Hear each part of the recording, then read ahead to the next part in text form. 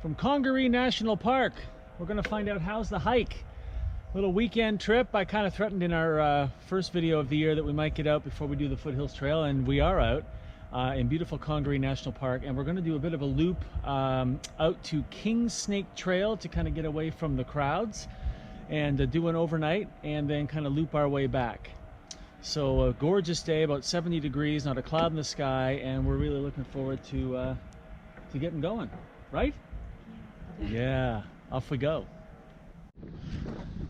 First part of this trail is an elevated boardwalk. There's a lower boardwalk here too. It's a very popular couple-mile loop. Folks will come up, you know, with the kids and the dogs and do the little loop near the visitor center. Pretty civilized way to start a hike. We're kind of heading toward the backcountry. There are no campsites here. It's basically random camping in the backcountry. Primitive and leave no trace, obviously, and no fires allowed in Congaree National Park at any time.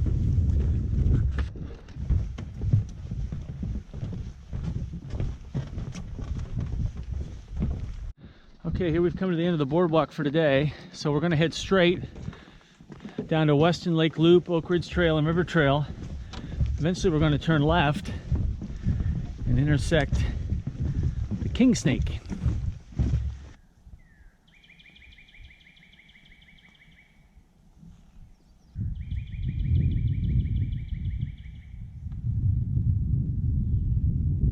Okay, we were told there was a snake up here by the trail, and there definitely is. I don't know if you can see it well in this video. We're learning. You can see my camera. So right where my shadow is, boom, right there. There he is. Oh my God, look at its face. Oh. Yeah, he's trying to adjust his temperature, obviously, and he's just kind of hanging out. All right, we've come to our next intersection. We're going to head toward Wise Lake and get to Bridge F, and then get on the Oak Ridge Trail and head toward the King Snake Trail and along Cedar Creek. Make a bit of a loop out of this. And I can see, Mom, that the girls have left us in the dust.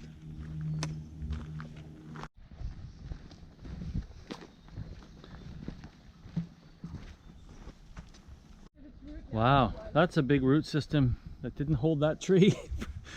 Holy mackerel.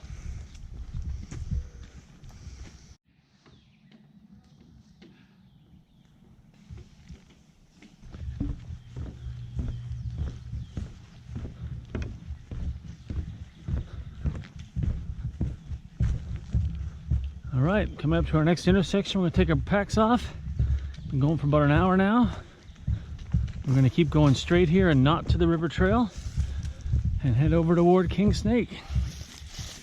Well, not sure we'll get this on video, but there's a blue-tailed salamander. I'm gonna pass to Olivia. She can try to get this on video. And there he goes. Okay.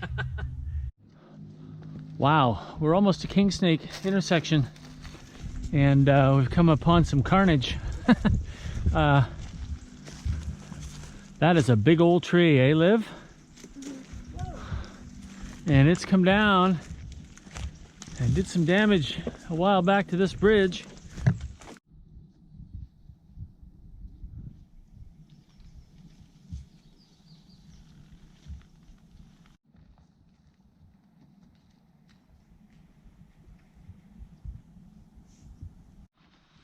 So a little lunch today, we're trying one of these oatmeals. This is a new brand for us. This is one that you actually don't need really any water for. A little bit of 3 to 5 ounces actually you pour in there, and there's a heating element that starts to steam. It's basically like an MRE, and we've got some different food on the trail today that we're next couple of days we're going to try, including this other one you see down here, this granola with milk and blueberries, because I get sick of oatmeal. So oatmeals. Which one is this? Lentils with beef and vegetable sauce. Well, let's see how it is. What do you think? Good? Yeah. Pretty good. Well, we've been on King Snake now for about 15 minutes. We're along Cedar Creek. Cedar Creek's actually Canoe Creek. It's one of the creeks you're not allowed to camp right beside, which is fine, 'cause if you look here, there's nowhere to pitch a tent. So we're just heading up here. It makes a right-hand turn back into the woods eventually, and we may see some improving areas to set up camp for the night. Okay, so if you look down this cut line here, you can see that's the trail going straight down there, and there's really no trail. And we're just out for a little overnight, get ready for the big year kind of thing. So we're gonna stop here.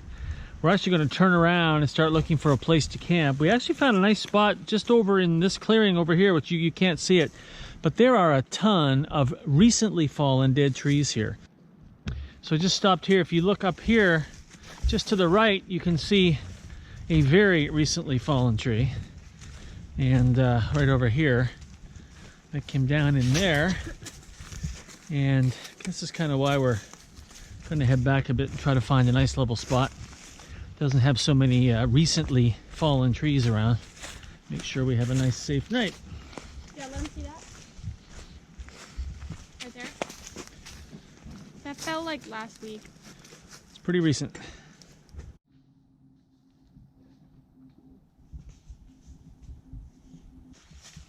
We've crossed back over Cedar Creek, and now we haven't been able to find anywhere that has been very suitable to put a tent down, to be honest. The few flat spots we've seen have either been right beside the swamp with lots and lots of bugs, or there's a ton of dead trees here and fresh deadfall. So we just haven't found a spot that everybody's looked at and thought, oh, that looks great. Sure is pretty.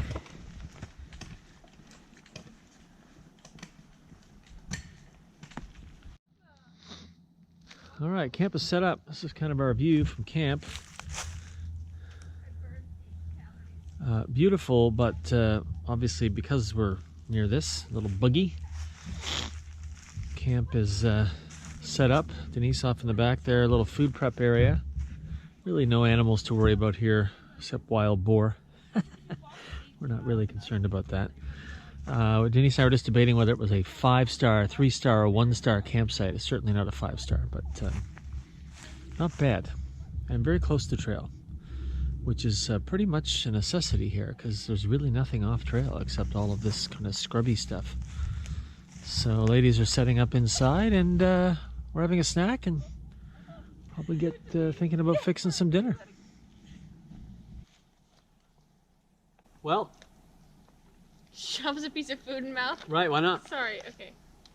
Mary Jane's Organic Shepherd's Pie, which, as I just told the girls, smells and tastes a little bit like the Zip fire starter I had in the same bag. Tip, don't store it together. It permeates everything. It's like a banana. You put a banana in your lunch and then everything tastes like banana. Yeah. That's exactly what's happening with this. Which is also interesting because you would think these are sealed, you know, so animals can't smell them, but yet the smell of petroleum got inside. Anyway, all hits tonight. Spaghetti with meat sauce, really excellent. And this is a huge hit. What's this called, Denise? This is Italian-style pepper steak with rice and tomatoes. Mom, they literally don't Well, care. this is Italian-style pepper steak. Anyway, it's very good. That's a winner. Yes, it's very good. It's incredibly buggy here. I don't know if you can see it. Livia had a mosquito net on a minute ago. I looked gross, and I wanted to be cute for this video, which was a joke, because, yeah, hold this. So this is, this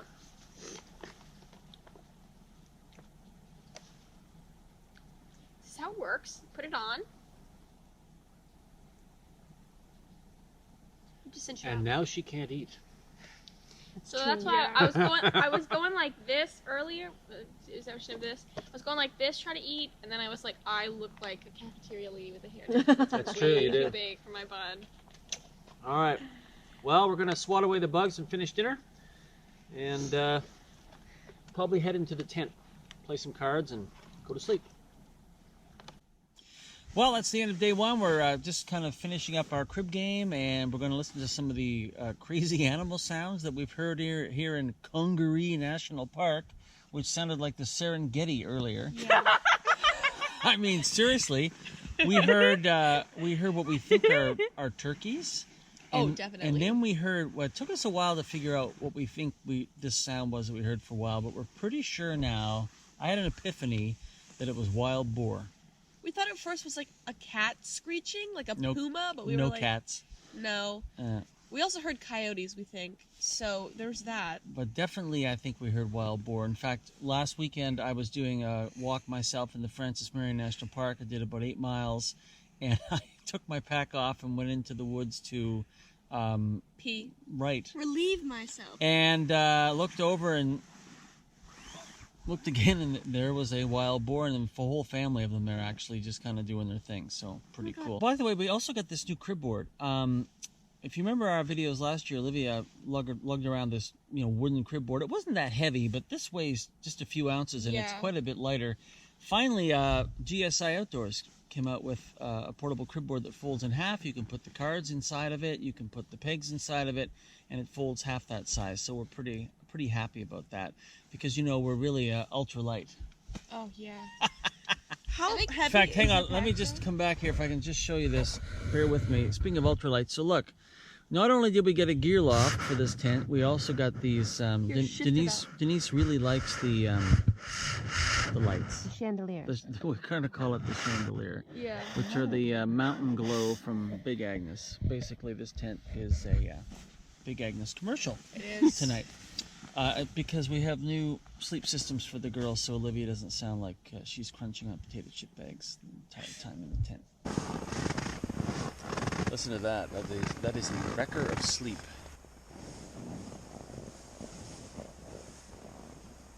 You're getting new sleeping pads, sleeping bags. It's just too noisy. It's insane. So not a big day for us tomorrow, but 1.8 miles back to the car, and then home. It was good though to get out and get the gear out, because our big Foothills Trail hike's just in a couple of 3 weeks. Mummy's not going. No, the girls and I'll be out for the whole 77 miles. Really kind of excited about that, aren't you? Oh yeah. The Easter Bunny better come though, because I'm expecting some chocolate. The Easter Bunny. All right, so. If we don't see any wild boar, we'll see you in the morning. Good night.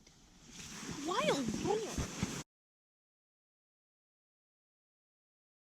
Morning. Day 2 in Congaree National Park. We just woke up. It's about 8 o'clock, which is really nice for us to sleep in. Everybody had varying degrees of sleep success. I got to know Evelyn's left knee intimately, and I'm going to call her Rosie from now on. It's interesting having 4 people in a 4-person tent. It's very cozy. It didn't rain overnight like we expected, so that's a bonus. So we're going to get up, make some coffee, try some new breakfasts. We have another oatmeals. This one's hash browns, which I'm kind of excited to try. And then also some granola with blueberries and milk, which we've never had before, and one of those scrambled egg hashy things that if we have enough water we might try as well, because with the longer hikes coming up this year, oatmeal can get pretty boring after 5 or 6 or 7 days, so experimenting is always fun. So we'll get up, have some breakfast, a little coffee, and then think about getting camp all broken up and hike back to the car.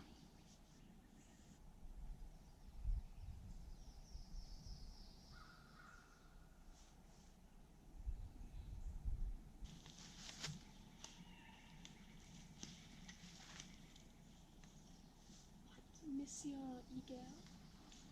It's a baby eagle, I'm calling it right now.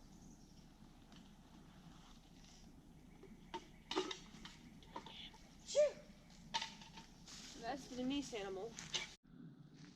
Okay, so this random camping, and I was just telling the girls, if you're really cool about leave no trace, you can see that's a trace. So what you do, Evelyn, go ahead and demonstrate. You just come in here and you kick the leaves around and you try to get rid of any sign that you've been here as best you can.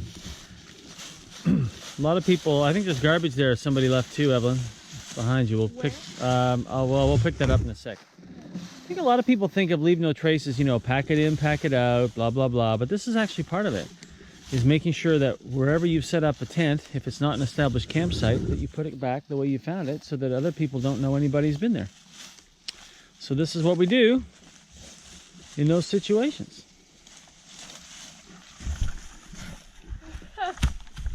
Nice. That's even better.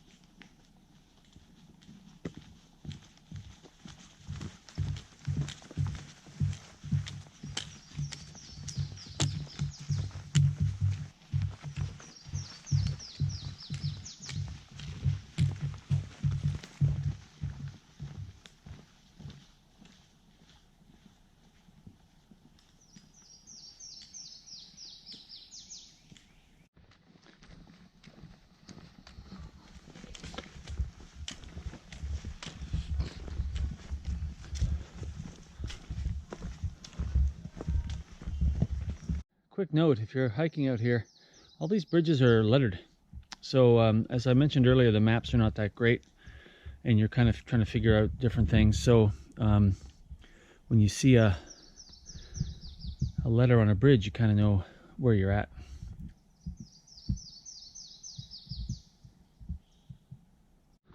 I believe this is Weston Lake. I don't have the little printout map with me, but this is our view this morning.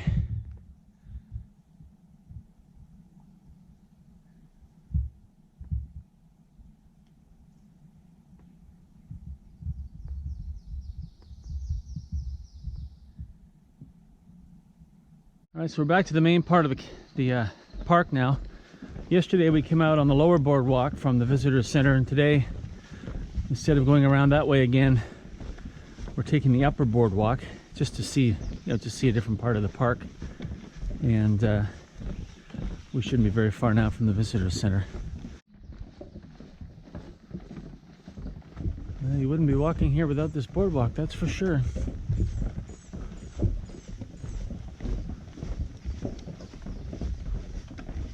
All right, we are at the end of our overnight here in Congaree National Park, back in the King Snake area, and a little tune-up for us, so we are ready to go in a few weeks for the Foothills Trail, just to make sure we have everything we need and the gear's all good. And on that, I guess on that end of it was awesome. So also the very first hike that Mom's been out with the girls and I. We've never hiked as a family before until last night. Stayed overnight, I mean, so that was pretty cool too. Yep. But let's talk about it. Scale of 1 to 10. Olivia, how's the hike? It was a 2. Why? It just sucked. And it was so boring, and there was like a bunch of trees everywhere. A lot of dead trees. Okay. Mom?